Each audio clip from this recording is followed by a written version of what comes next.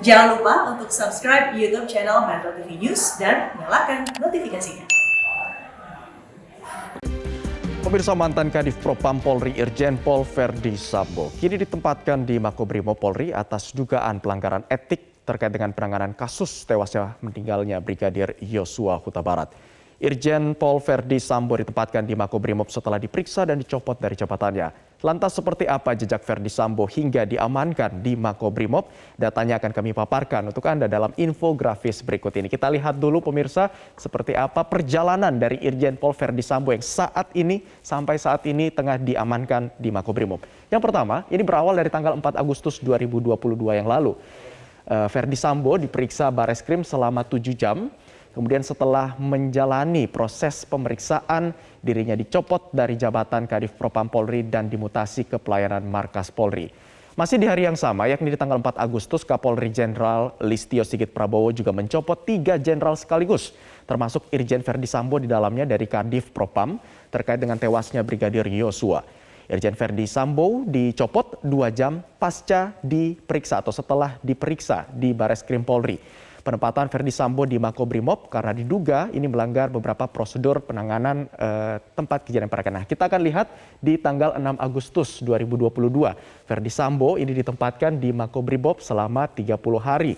Di mana penempatan Verdi Sambo ini di Makobrimob karena diduga melanggar prosedur penanganan tempat kejadian perkara tewasnya Brigadir Yosua di rumah dinasnya di kawasan Duren 3, Jakarta Selatan. Di mana pelanggaran itu mencakup terkait dengan prosedur berupa pengambilan CCTV dan penanganan TKP yang dinilai tidak profesional. Kemudian pada hari kemarin 7 Agustus 2022, ini pertama kali istri Verdi Sambo, Putri Chandrawati, muncul untuk pertama kalinya tampil di depan publik dan juga di depan awak media. Alasannya pada saat itu Putri Chandrawati mendatangi Makobrimob didampingi dengan psikolog dan juga kuasa hukumnya untuk mengunjungi Verdi Sambo yang saat itu berada di Makobrimob. Namun tidak diizinkan oleh pihak Makobrimob untuk bertemu dengan Ibu Putri Chandrawati. Masih di hari yang sama, di tanggal 7 Agustus 2022, dari pihak kepolisian menambah 1 tersangka baru, yakni Brigadir Ricky Rizal yang ditetapkan sebagai tersangka baru. Di mana Ricky Rizal ini menariknya pemirsa disangkakan dengan pasal yang berbeda dengan Barada Eliezer. Kalau kita lihat Barada Eliezer ini disangkakan pasal 338 KUHP, Jungto pasal 55 dan 56 KUHP tentang pembunuhan. Namun uniknya untuk Brigadir Ricky Rizal ini dikenakan pasal yang berbeda, yakni pasal 340 KUHP terkait dengan pembunuhan berencana kepada Brigadir Yosua, di mana dengan ancaman hukuman pidana mati atau pidana seumur hidup atau selama waktu tertentu. Nah, kita akan lihat di grafis berikutnya, Irjen Pol Verdi Sambo diduga melanggar kode etik. Apa sih sebenarnya yang dilanggar? Nah, dari Irjen Pol Verdi Sambo seperti yang saya informasikan sebelumnya bahwa diduga melanggar prosedur dan tidak profesional dalam olah TKP.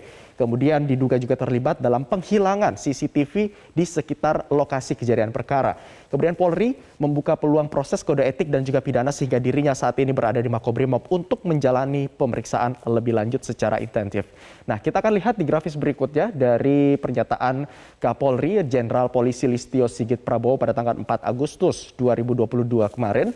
Dia mengatakan ada CCTV rusak yang diambil pada saat di Satpam dan itu juga sudah kita dalami. Kita juga sudah mendapatkan bagaimana proses pengambilan dan siapa yang mengambil juga sudah dilakukan pemeriksaan.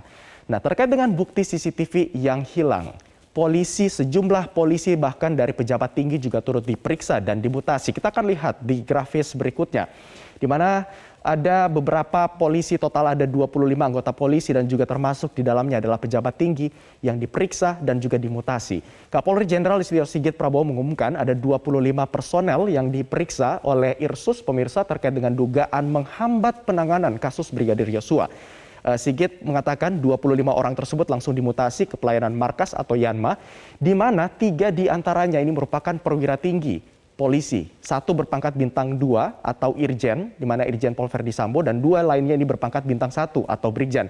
Kemudian juga ada 5 orang berpangkat Kombes, 2 berpangkat Kompol, 5 diantaranya adalah Bintara, Tamtama, kemudian ada AKBP dan juga 7 adalah Pama. Nah, ada juga 8 anggota Div Propam Polri dan juga 2 anggota Polres Jaksel yang sudah dimutasi sebelumnya. terkait dengan pengusutan kasus pembunuhan meninggalnya Brigadir Yosua ini juga kemudian mendapatkan perhatian dari Komnas HAM yang juga sama-sama mengawal kasus ini. Kita akan lihat di grafis berikutnya seperti apa tanggapan dari Komnas HAM, dikatakan langsung oleh Ketua Komnas HAM Ahmad Taufan Damanik pada 5 Agustus. Dirinya mengatakan, kami ribut-ribut soal CCTV karena kami melihat ada langkah-langkah lain. Tapi saya belum bisa buka langkah-langkah yang memang sepertinya nanti Barada Eliezer saja yang nanggung semua ini. Dan juga Komnas HAM sudah melakukan beberapa pemeriksaan dan ditemukan ada beberapa hal yang tidak klop antara keterangan yang disampaikan di awal dengan temuan-temuan yang dilakukan ataupun yang didapatkan oleh Komnas HAM sejauh ini. Nah, di grafis berikutnya kita akan melihat apakah Barada Eliezer ini tersangka ataukah tumbal. Nah, kita akan lihat. Ini kalau kita lihat diri Barada Eliezer ditetapkan tersangka pembunuhan dan bukan pelaku tunggal karena pasal yang disangkakan ini terkait dengan pasal pembunuhan yang dilakukan dengan secara bersekongkol atau secara berkelompok. Kemudian Barada Eliezer ini pengacaranya Andreas Silitonga mundur beberapa waktu yang lalu, kemudian baru saja digantikan oleh pengacara barunya yakni Deolipa Yumara. Dan juga dari keterangan yang didapatkan oleh kuasa hukum baru-baru ini dikatakan bahwa Barada Eliezer mengajukan diri sebagai justice kolaborator. Di mana kuasa hukum Barada Eliezer, Deolipa Yumara mengatakan telah mendapatkan keterangan dari Barada Eliezer terkait dengan pengembangan penyidikan berita acara pemeriksaan. Selanjutnya nantinya kuasa hukum berencana untuk mengajukan permohonan perlindungan kepada LPSK. Barada Eliezer bersedia menjadi justice kolaborator. Rencananya ataupun karenanya posisi yang juga menjadi saksi kunci dalam kasus kematian Brigadir Yosua. Kita simak bersama pernyataan selengkapnya dari kuasa hukum Barada Eliezer berikut ini. Saksi kunci yang utama, makanya kepentingannya adalah kita harus menyelamatkan Baradae dalam konteks saksi untuk kepentingan penegakan hukum yang lebih besar, yang lebih kuat lagi, yang sehingga bisa menjelaskan semua permasalahan pidana ini secara menyeluruh. Kami berkesimpulan dan atas permintaan Baradae juga dia ingin menjadi justice kolaborator, sehingga kita punya kepentingan untuk mengajukan permohonan sebagai justice kolaborator atau kemudian juga minta pelindungan